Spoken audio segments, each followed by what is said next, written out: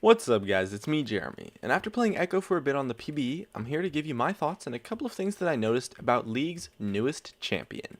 Let's get started.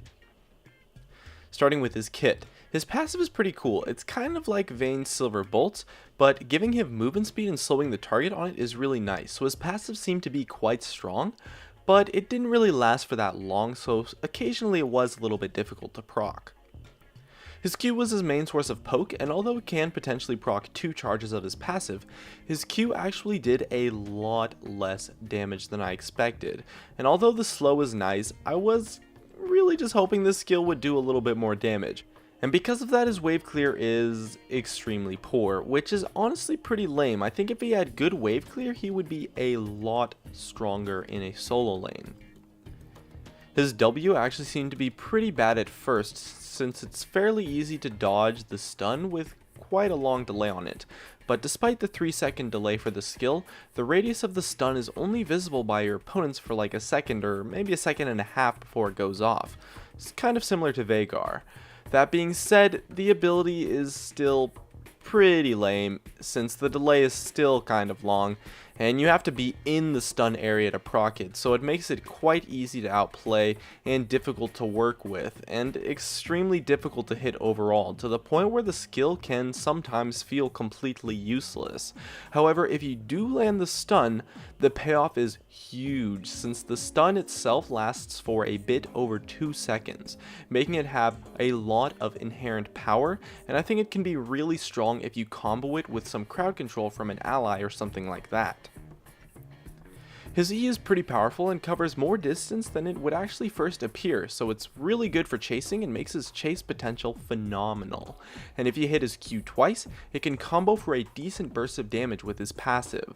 I like this skill a lot actually, and the mobility makes him really fun to play, and his passive quite easy to proc most of the time, at least if you can hit your Q. And lastly his ultimate, and oh man, is this thing so freaking cool.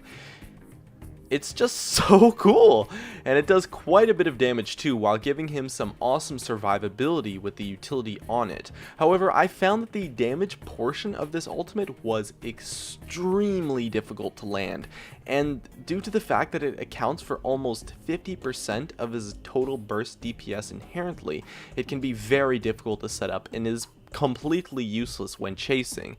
However, you can pull off some really amazing turnaround fights with it and some crazy baits, and so it can be really powerful, but it just requires a lot of setup and strategy. And so overall, he seems to be a solo laner or a jungler kind of champion. He can play a role quite similar to Diana, but with more utility and less damage. I played him a little bit in the bot lane with the footage that you'll see here, simply because no one on my team wanted to play AD carry and I really wanted to play Ekko, so I ended up taking heal, but I think he really benefits a lot from Ignite since his damage is kind of lacking.